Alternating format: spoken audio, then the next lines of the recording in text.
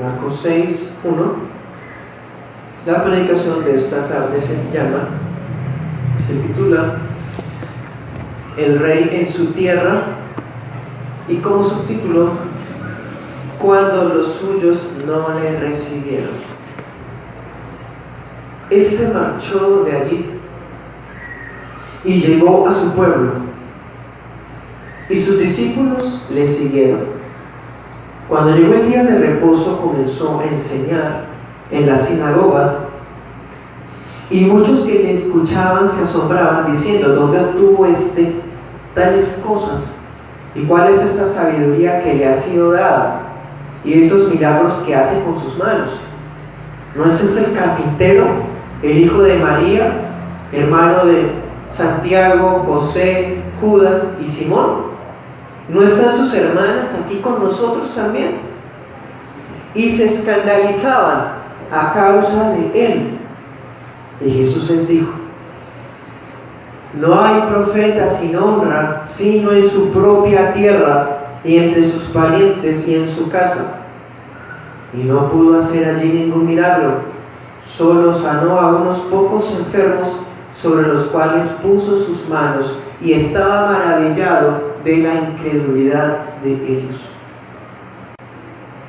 Lo primero que notamos, hermanos, en el versículo primero es que dice: el Señor se marchó de allí. ¿Allí dónde es, hermanos? ¿Qué significa allí? Recordemos, ¿dónde fue el lugar en el cual el Señor llevó a cabo mayor número de milagros? Donde hasta este punto Marcos más nos ha hablado de ese sitio. ¿Cuál? Capernaum, en la sinagoga donde Jairo servía. Se marchó de aquella región, ¿sí? Esas frases que usa Marcos nos puede dar a entender de que pasó algún tiempo indeterminado. El caso es que, hermanos, de todas maneras vimos que en el capítulo 5 el Señor tuvo un día entero ajetreado, ¿cierto? Y aquí en el capítulo 6 vamos a ver que el Señor sale de ese día ajetreado, pensemos, y sigue con su misión de anunciar el Evangelio. Y dice que sale de esa región y regresó con sus discípulos a su pueblo. La palabra griega para pueblo significa patria. Es decir, el Señor iba a su pueblo natal, al lugar donde había sido criado, no al lugar donde nació. Porque ¿dónde nació el Señor? En Belén. Pero ¿se acuerdan que el Señor le había dicho a José: vete porque Herodes planea asesinar al niño? José se va para Egipto. Cuando está en Egipto y se entera de que los que querían matar al niño han muerto, él regresa, pero no regresa a Belén, sino regresa a Nazaret. Entonces el niño es criado en Nazaret y allí pasa su adolescencia, su juventud, y allí se hace un hombre, el Señor Jesús. Así que cuando dice pueblo natal está haciendo referencia a Nazaret.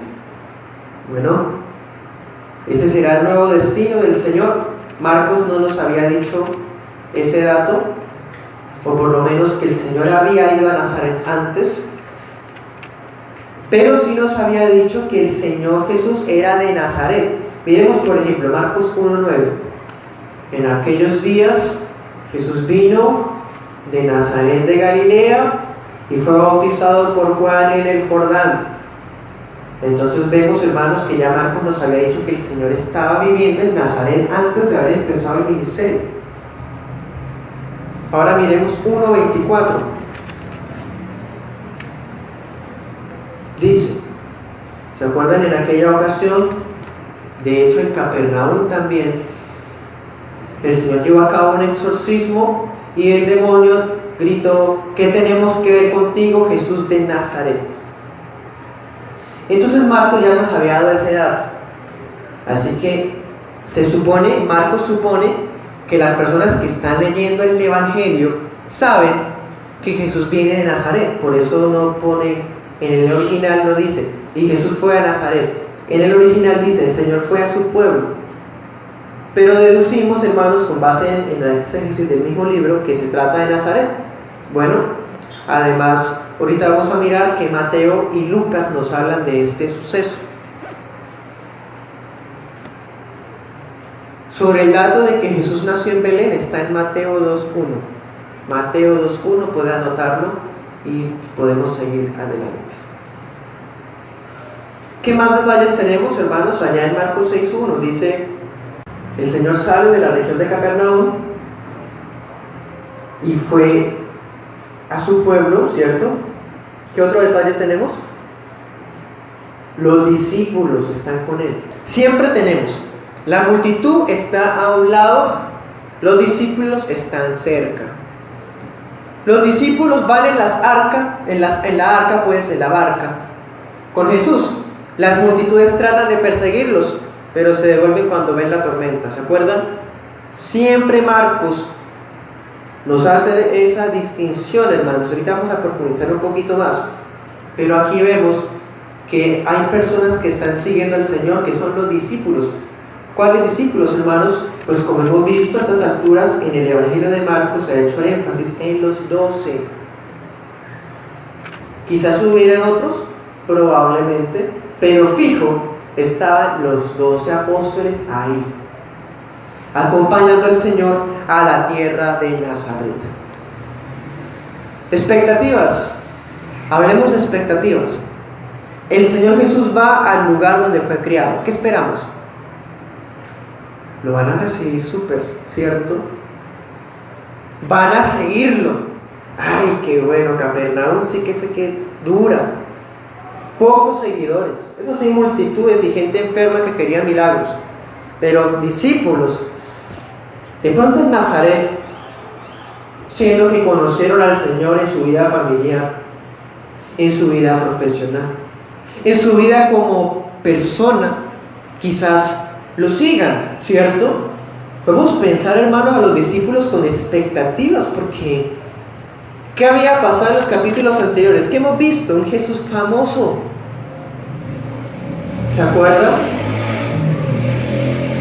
La fama se extendía hasta más allá del país y llegaba a los países vecinos. Iba a ir a Nazaret. Tenemos grandes expectativas, Señor. Vamos con toda a anunciar el Evangelio, que seguro que allá van a haber muchos convertidos. Definitivamente, hermanos, nuestros planes no son los del Señor. Y a veces cuando creemos que son más fáciles, algunas personas resultan ser las más desgraciadas. Y aquí en Marcos 6 nos dice: los discípulos siguen al Señor, van con Él. Esta visita es la continuación de la obra evangelística. ¿Qué más vamos a ver? Versículo 2 dice: cuando llegó el día de reposo. Preciso, hermanos. Podemos imaginarnos que ese viaje empezó el viernes para llegar el viernes al anochecer, al atardecer, pues. De esa manera no quebrantarían la ley. Y llegarían a Nazaret en sábado. Entonces, cuando llegaba el sábado, podían ir a la sinagoga a congregarse, hermanos, porque como hemos visto, era una costumbre del Señor Jesús congregarse en el día de reposo a leer las Escrituras y a enseñarlas. Miremoslo, Lucas 4:16. Llegó a Nazaret, donde se había criado. Lucas nos da explícitamente el detalle, ¿no? Y dice, ¿según qué? Su costumbre entró en la sinagoga el día de reposo y se levantó a leer. Era una costumbre, hermanos. Hay costumbres buenas y esas costumbres deben ser preservadas. Esta es la de congregarse en el día del Señor, que para ese tiempo era el sábado, era una gran costumbre de la cual el Señor nos dio también su propio ejemplo. Volvamos a Marcos. Entonces, ¿qué tenemos? El Señor fue a su tierra donde fue criado, los discípulos lo acompañan con muchas expectativas y el Señor llega preciso para ir a la sinagoga en el día de reposo para enseñar. Dice allá en el versículo 2, comenzó a enseñar en la sinagoga. a quienes se les daba la autorización para no solamente tener en la mano el rollo original del texto hebreo, sino enseñarle a la gente. ¿A quiénes, hermanos? A los rabinos. El Señor Jesús había tenido un respeto tan fuerte que aquí la Escritura no nos está diciendo, pero lo deducimos, porque cada sinagoga tenía un dirigente. Podemos imaginarnos al dirigente invitando al Señor a que venga y nos enseñe. Estaba este hombre que salió de nuestro pueblo y ahora es famoso. Hemos escuchado lo que enseña, lo que hace con sus manos. Venga, vamos a darle la oportunidad. ¿Se acuerdan de Jesús? Sí, el carpintero, el que vive aquí a la vuelta. Vea, está aquí con nosotros. Entonces, hermanos, el Señor se pone en pie y va y toma el lugar de los rabinos. Por eso al Señor le decían rabí, raboni, maestro. Ya había alcanzado, hermanos, un prestigio, una preparación que tenía esa autoridad, ese permiso de los hombres que dirigían las sinagogas. Dice, comenzó a enseñar en la sinagoga. Entonces podemos imaginarnos, toma el rollo de la Tanaj y empieza a explicarlos. Si ustedes miran Lucas 4, allá en Lucas 4 aparece una visita que el Señor hizo a Nazaret. Y dice que el Señor tomó el rollo de Isaías y lo abrió y leyó el pasaje que dice: el Espíritu del Señor está sobre mí porque el Señor me ha enviado a anunciar las buenas nuevas. Y bueno, Lucas 4 está.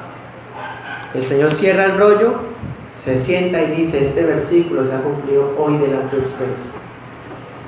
Podemos imaginarnos esas predicaciones, hermanos, donde el Señor está diciendo: se está cumpliendo la palabra de mi Padre enfrente de ustedes.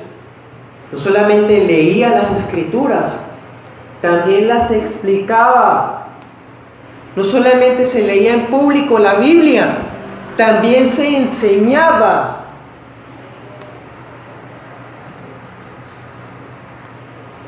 ¿Qué más dice? Versículo 2.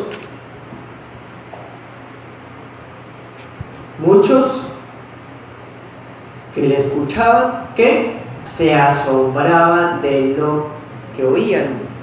Volvamos, las expectativas, ¿cuáles son? Grandes, son muchas. Empezó la predicación, la gente está asombrada.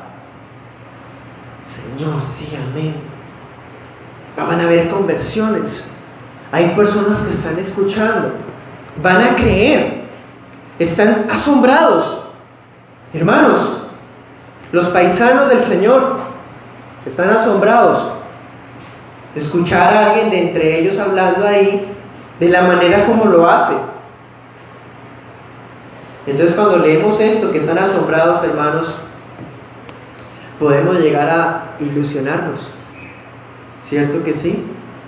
El Señor sí que va a ser bien recibido. La gente está asombrada, pero pronto lo que parecía ser una muestra de entusiasmo meramente emocional se va a convertir en desprecio y escarnecimiento de los que se esperaba que lo recibieran. Tenemos muchas expectativas de personas que reciban el Evangelio, pero muchas veces nos pasa que nosotros mismos nos ilusionamos y nos desengañamos al encontrarnos con que la obra le pertenece exclusivamente al Espíritu Santo y que al Señor mismo lo rechazaron y no lo recibieron aquellos que se supone que lo iban a recibir. Los discípulos, hermanos, humanamente miran alrededor y dicen: están creyéndole a nuestro maestro, pero se dan cuenta y siguen y vuelven a mirar, y ya ese asombro se está convirtiendo en murmuraciones con el de al lado, está convirtiéndose en ceños fruncidos, está convirtiéndose, hermanos, en burlas y desafíos.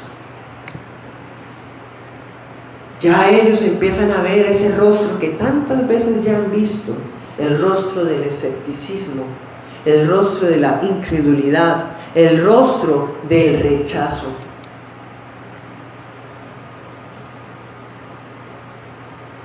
Volvamos allá a Marcos. Dice, preguntaba, ¿de dónde sacó toda esa sabiduría y el poder para realizar semejantes milagros con sus manos? El entusiasmo, la emoción, el asombro no salvan, son temporales, no salvan, son temporales. ¿Dónde quedó, hermanos? ¿A qué nos recuerda estos detalles? A la parábola del sembrador, ¿se acuerdan? Lo recibían con mucha emoción, pero cuando llega la prueba, cuando llega la persecución, pero cuando llega, hermano, la tribulación, dicen, no, me cansé, no más. Es exactamente esto, hermanos. Podemos imaginarnos a los 12 apóstoles allí, recordando la parábola.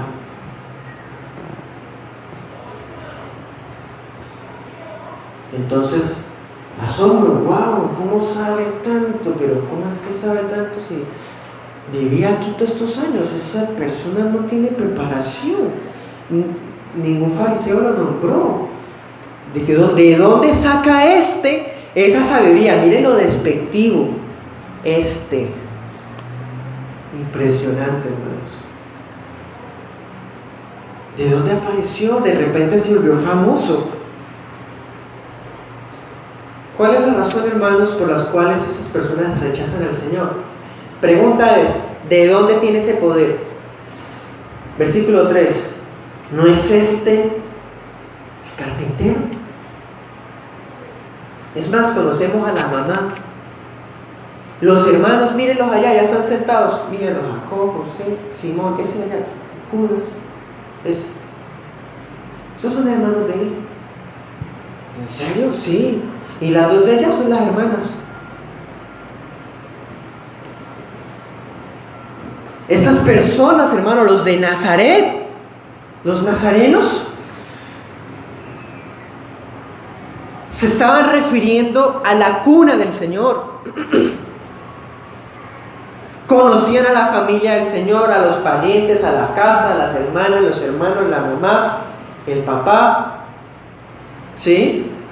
Y se preguntan, una familia de esa clase socioeconómica no puede cubrir estudios.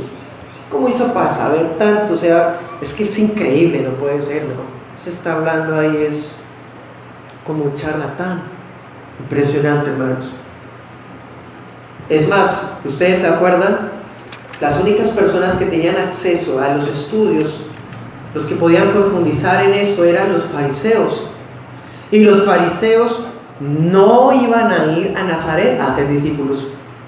Ellos preferían irse a Tarso, preferían irse a Chipre, preferían irse a Grecia, a donde fuera, pero a Nazaret.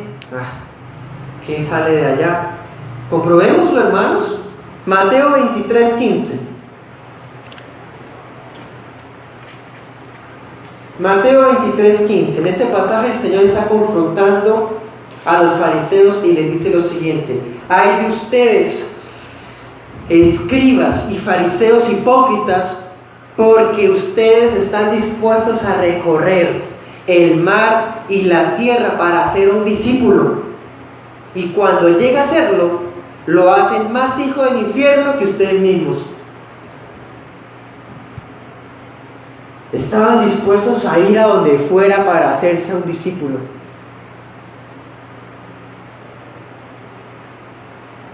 Pero Nazaret no. Miremos Juan 7.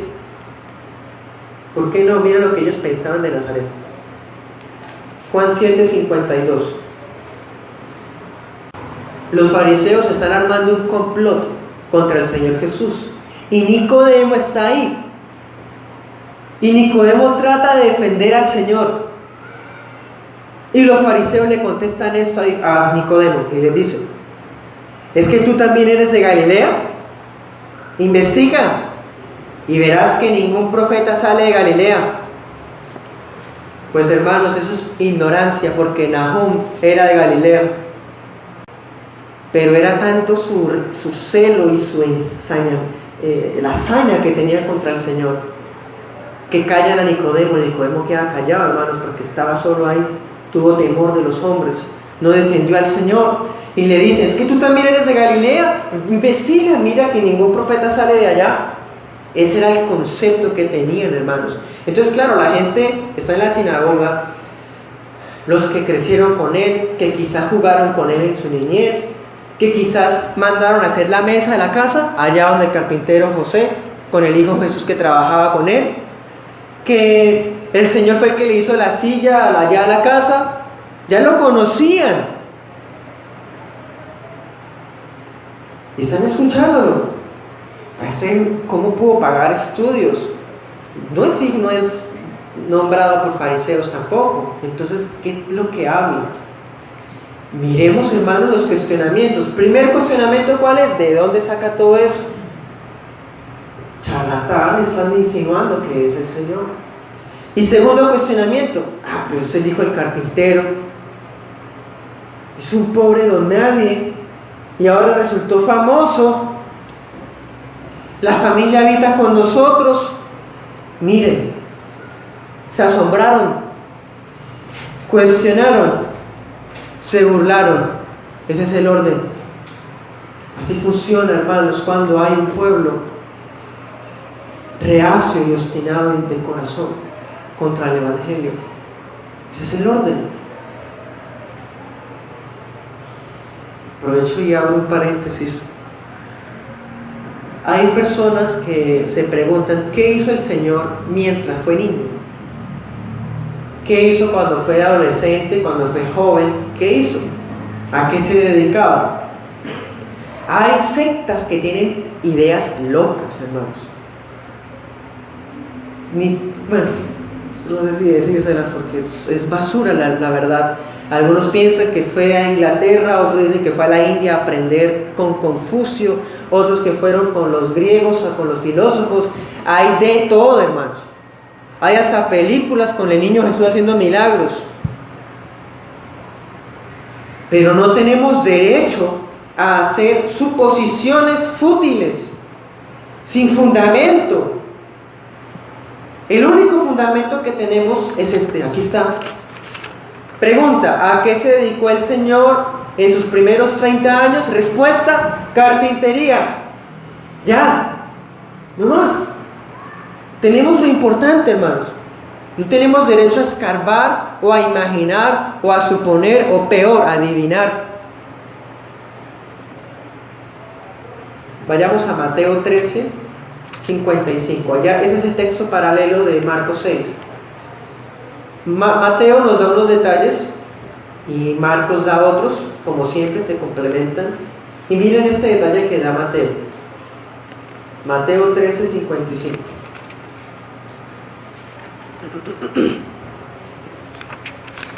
Dice: ¿no es este el hijo del carpintero? ¿Qué habían dicho en Marcos 6? ¿No es este el carpintero? Y en Mateo 13:55 dice: ¿no es este el hijo? ¿Hay contradicción? No, porque era un trabajo de familia.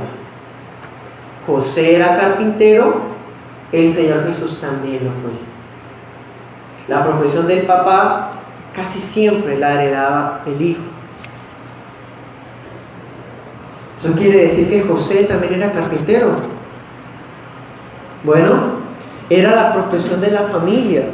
Podemos pensar, hermanos, hacer una suposición que puede llegar a ser válida porque no irrespeta las Escrituras.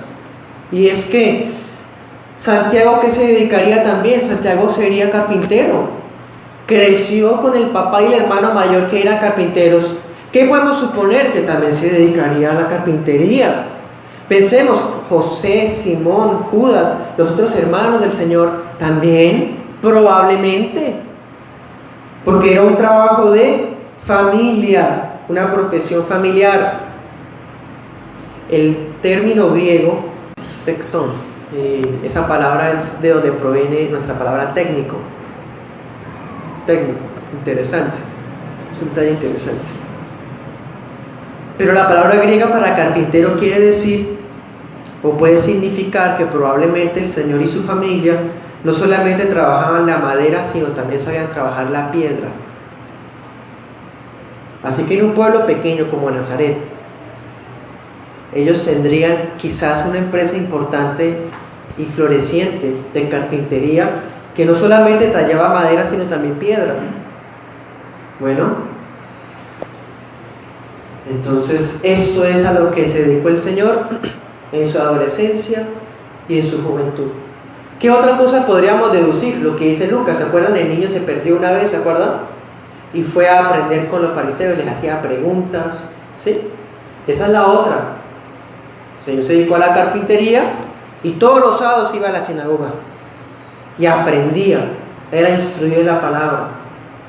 Esa es, hermanos, la niñez y la juventud del Señor Jesús. No tenemos derecho a imaginarnos más cosas. El Señor está en la sinagoga de Nazaret con los apóstoles. La gente se asombró al principio, pero luego empezó a cuestionar y luego a hacer preguntas capciosas y burlescas contra el Señor. Ahora hablemos un poquito, ¿qué es Nazaret, hermanos? Nazaret sería el último lugar a donde un fariseo iría a ser un discípulo. Pero ahora pensemos, ¿cuál era la opinión de la gente de Nazaret? ¿Cuál era la opinión de los israelitas de Nazaret? Si uno le pregunta a un colombiano qué piensa de Bucaramanga, ¿qué podría decir? ¿Qué podría decir alguien si le pide la opinión sobre Girón? Preguntémosle a uno de los apóstoles antes de haber sido nombrado apóstol, al apóstol Natanael Bartolomé se llamaba. Juan 1:46. Andrés y Pedro ya siguen al Señor. Se les juntó Felipe y Felipe va y busca a Natanael y le dice: encontramos al Mesías. Y Natanael llega y dice: ¿puede algo bueno salir de Nazaret? ¿Cuál era la opinión, hermanos, que tenían de Nazaret? Definitivamente era deplorable. ¿Qué le había dicho Felipe? Miremos el anterior. Dice: Jesús de Nazaret, el hijo de José. ¿De Nazaret? ¿Qué bueno puede salir de ahí? Ahora miremos Juan 7:41. Decían: ¿acaso el Cristo ha de venir de Galilea? Es una pregunta capciosa. No, de allá no puede salir nada bueno.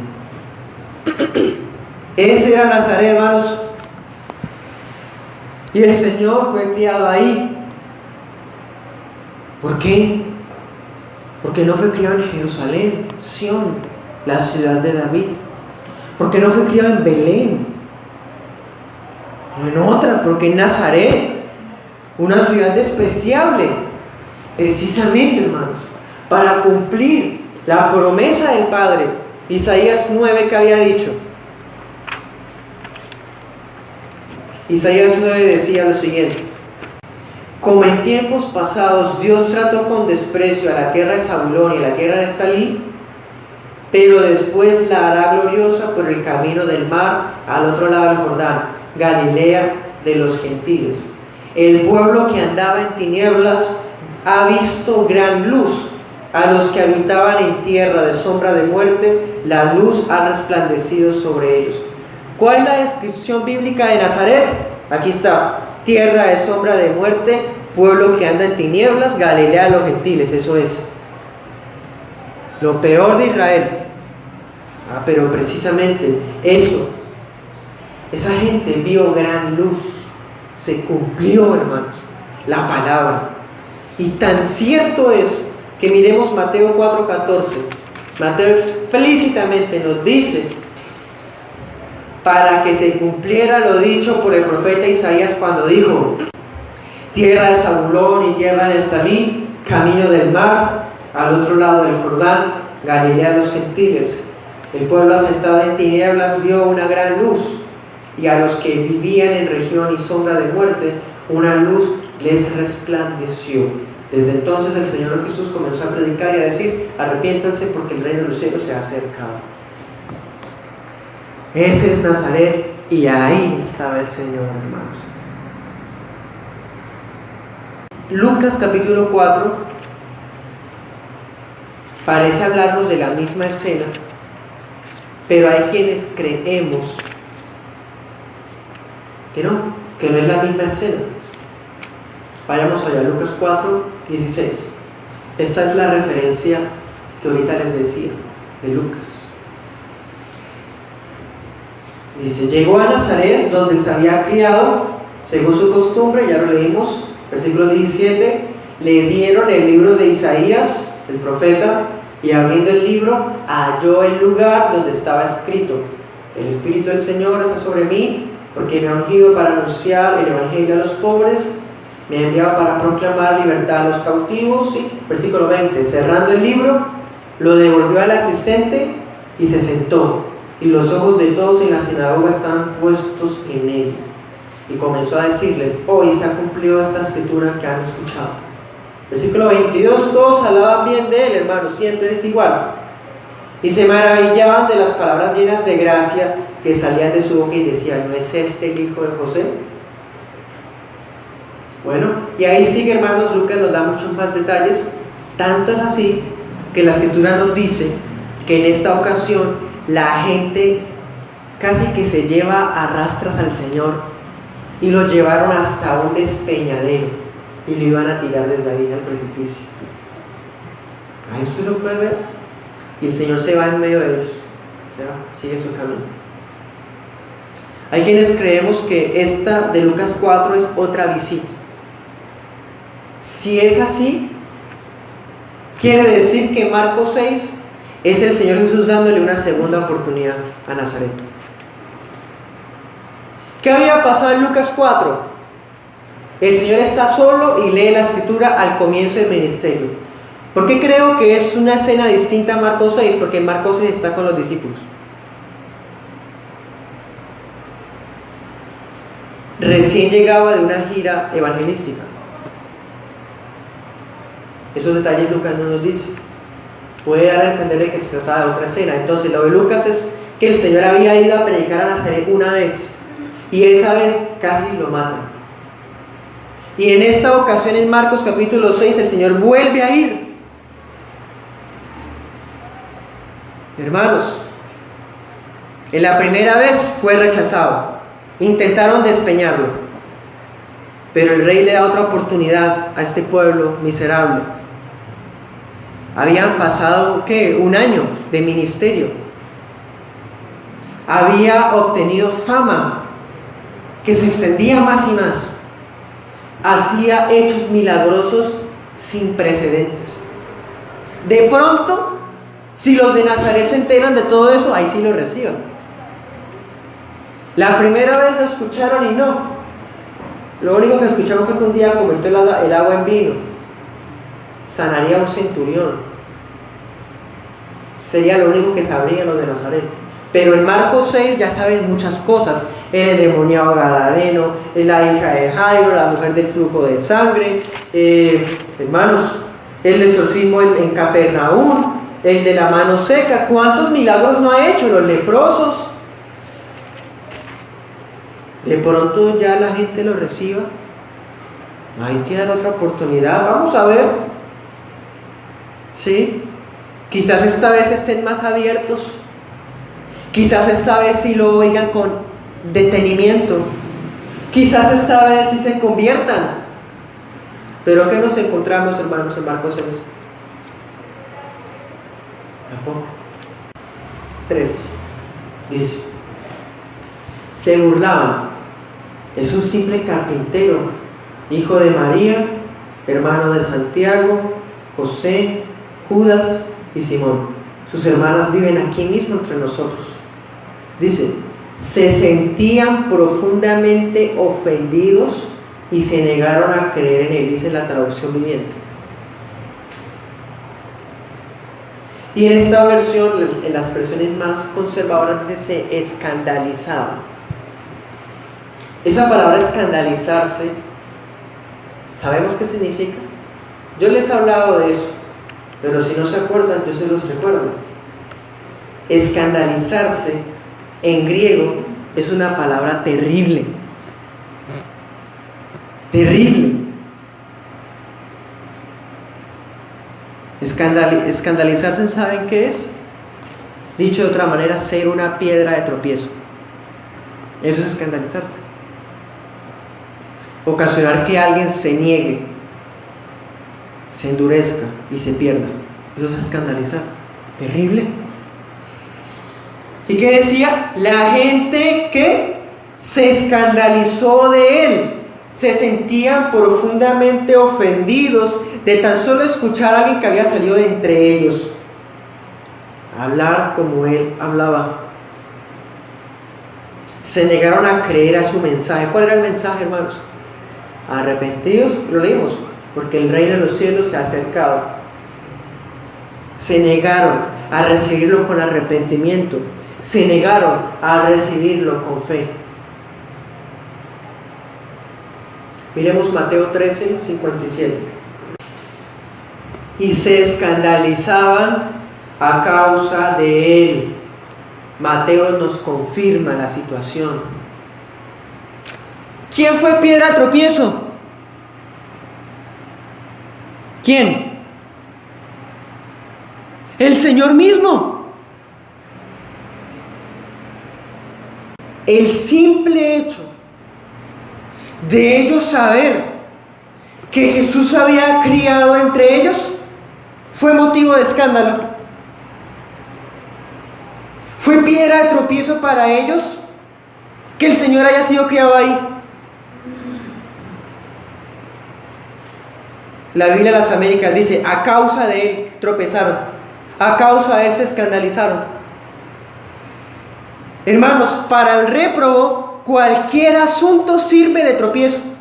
Cualquier cosa puede servirles de piedra de tropiezo para creer con perseverancia. Lo que sea.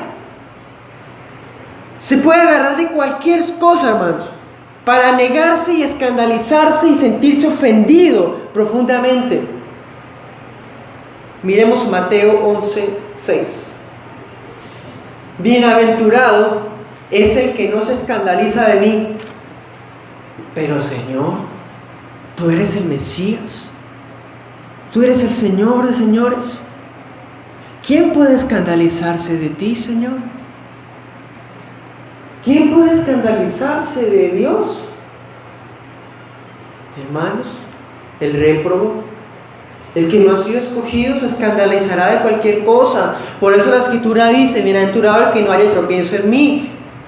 Prediquémosle el evangelio al judío. ¿Qué va a hacer el judío? El judío va a encontrar un tropiezo en Jesús, porque va a cuestionar, va a decir: el Mesías tenía que haber sido un rey, no podía haber muerto en una cruz,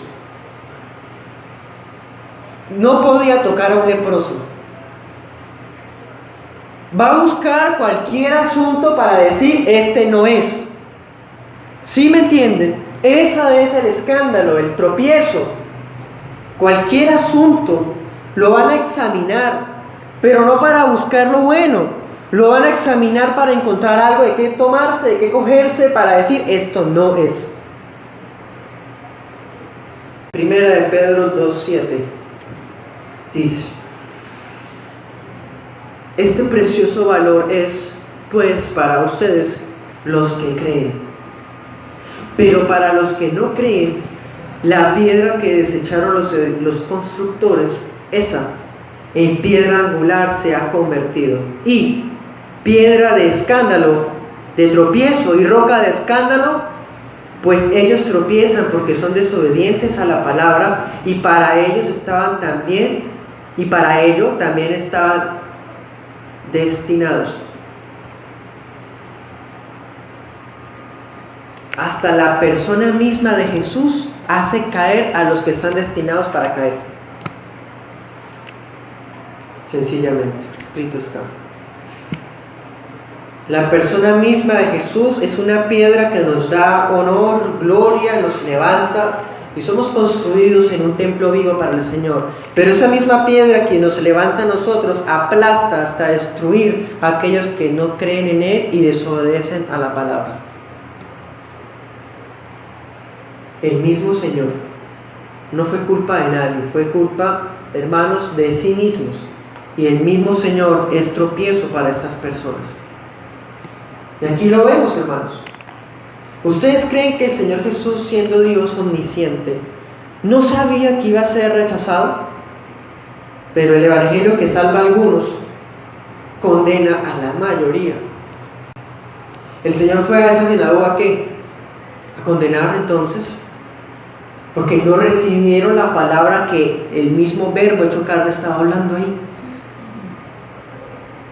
Esa palabra que pudo salvarlos, llenarlos de gloria y honor. Era mi vecino y es el Señor. No me había dado cuenta que ciego fui. No, en vez de eso, es mi vecino. No, que va, no me va a engañar. Miren, hermanos, así pasa hoy día. Unos vemos con fe y decimos, es el Señor, el que actúa, el que nos moldea. Y otros dicen, eso no es el Señor porque el Señor no actúa de esa manera. Al mismo actuar hay dos maneras de mirarlo. Los unos con manera asombrosa, burlesca y escéptica, y los otros con fe. ¿En dónde está usted? Yo quiero estar en el grupo de la fe. Se mostraban reacias y desafiantes.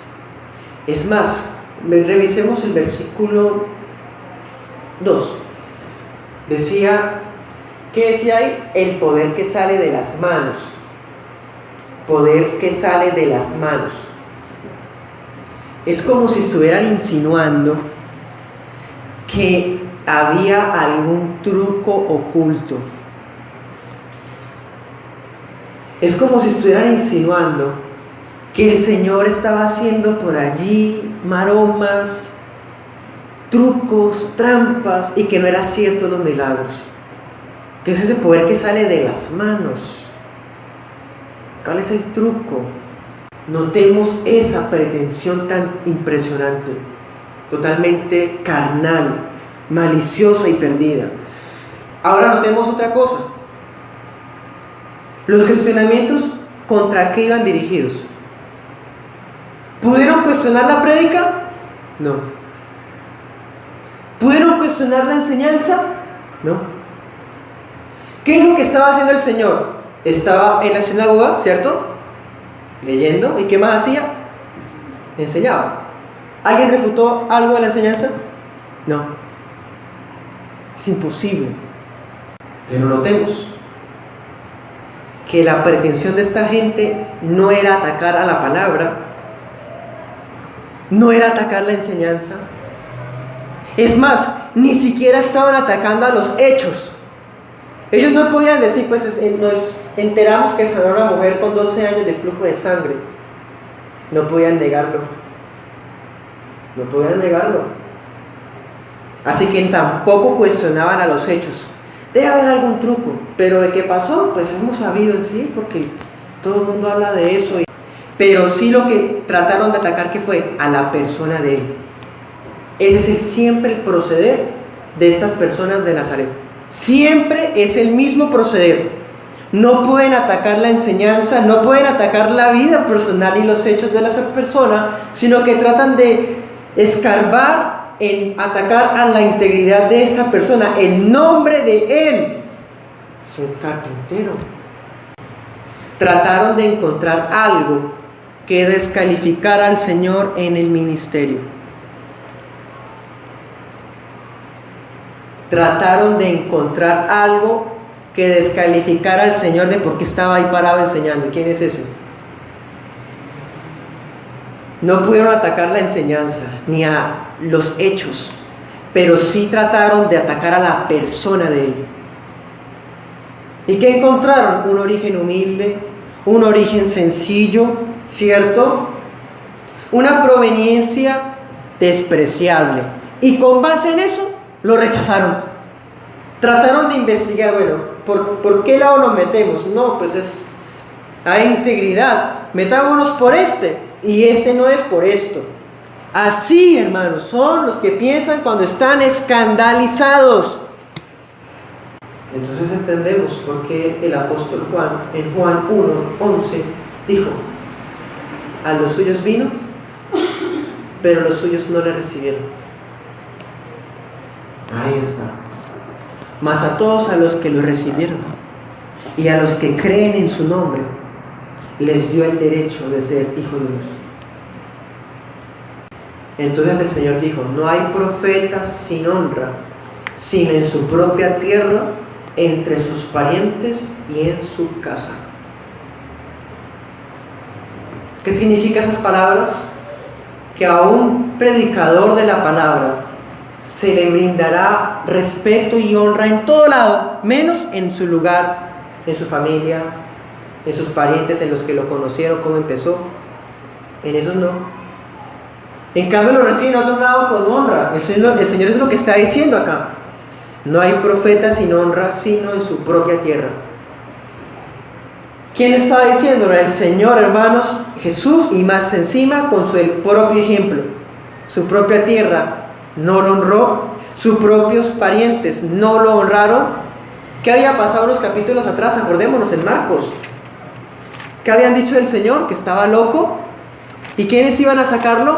María con los hermanos, ¿se acuerdan?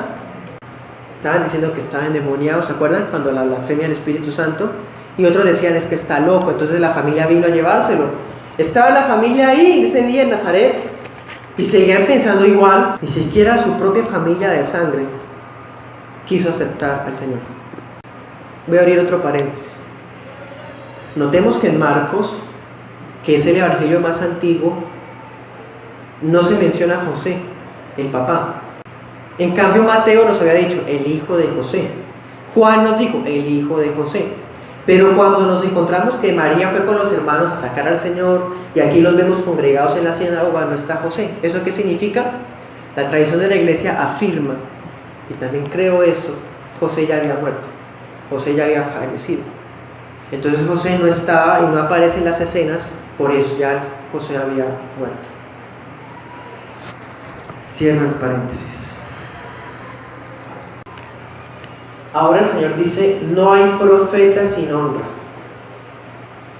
Este dato es nuevo y es hermoso. A estas alturas hemos visto, hermanos, que efectivamente Jesús es Dios. Lo vemos teniendo poder sobre la enfermedad, sobre los pecados, sobre el día de reposo. Lo vemos con poder sobre la naturaleza, sobre los demonios. Lo vemos, es Dios. Pero faltaba, o por lo menos esa referencia aquí en el versículo 4. Es la primera vez que se llama a Jesús así: profeta. Y lo dice él mismo. Él que está diciendo: no hay profeta sin honra, o sea, ¿qué está diciendo? Él es el profeta. Él mismo está confirmando que él es el profeta que había de venir. Esa era una promesa del Padre, hermanos. Deuteronomio 18, versículo 15. Moisés les dijo a los israelitas: un profeta de en medio de ti, de entre tus hermanos, como yo. Esta mañana mirábamos en Deuteronomio 34, versículos 31, que no hubo otro profeta como Moisés. Eso es comprobado, hermanos. Pero ¿qué dice Moisés? Va a haber otro como yo. O sea, que iba a realizar señales y prodigios. Te levantará Yahvé, tu Dios. ¿Qué? Escúchenlo a él. El Señor, gran profeta. Versículo 18. Un profeta como tú, o sea, entre la gente, levantará de entre sus hermanos y pondré mis palabras en su boca y él les hablará todo lo que yo le mande. El Señor está diciendo en Marcos 6 que él es el profeta que había de venir. Señor Jesús. Ay, hermanos, y en esa predicación el Señor se lo dice ahí: no hay profeta sin honra, sino en su propia tierra. ¿Cuánto se había pasado de que hubiera un profeta. ¿Cuántos años habían pasado de que Malaquías murió? Juan Bautista recién habría sido asesinado. Y está el Señor diciendo que Él es. Y ni siquiera diciéndolo lo creyeron.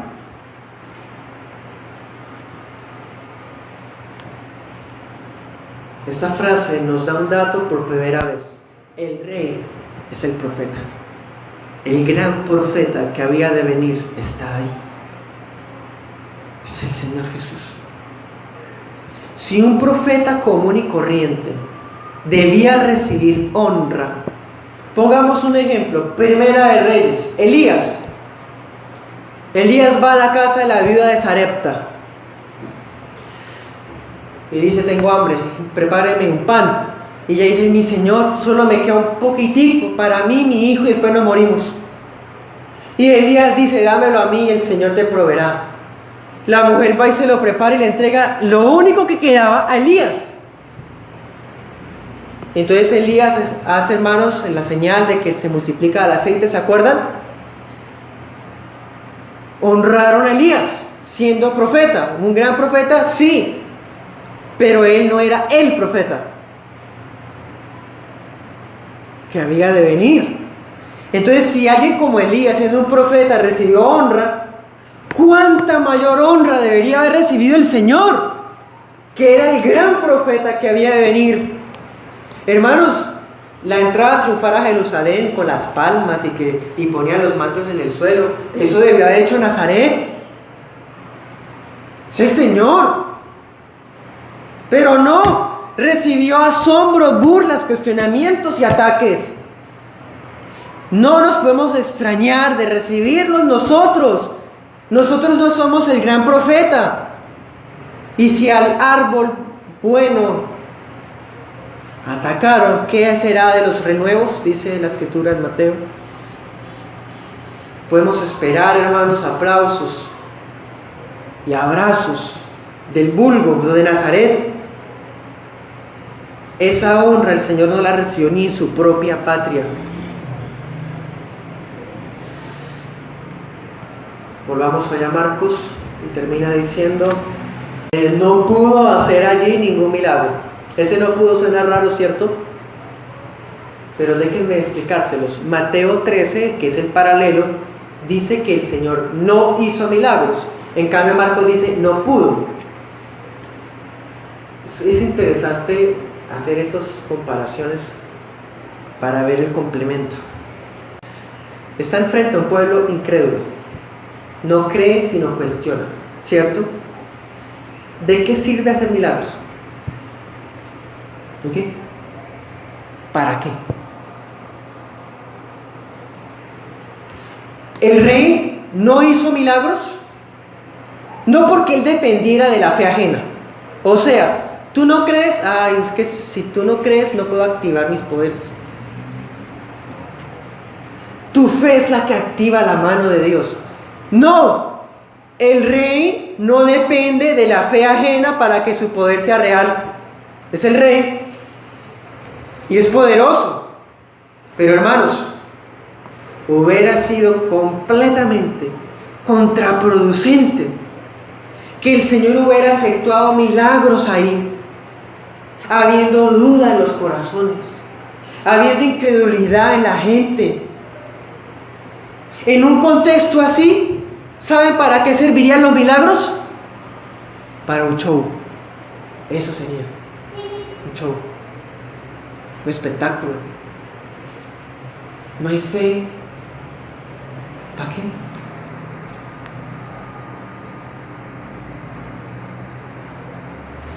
Y lo peor, sería un show porque no creen en realidad. Querían ver el poder que salía de la mano. Pero peor aún, un pueblo incrédulo que recibe milagros, esa es la peor desgracia que puede recibir. Ustedes se imaginan a una persona pecadora recibir un milagro, eso los endurece más en su pecado, porque están bien. Es la peor desgracia que una persona en pecado, réproba e incrédula reciba un milagro. Es lo peor, la peor desgracia. porque los milagros no crean fe. No, lo único que crea fe es la predicación del Evangelio y el Espíritu Santo que actúe, no los milagros. Los milagros, como ya hemos visto a estas alturas, son un adorno, un complemento, un respaldo, pero a veces Dios no los quiere dar, hermanos.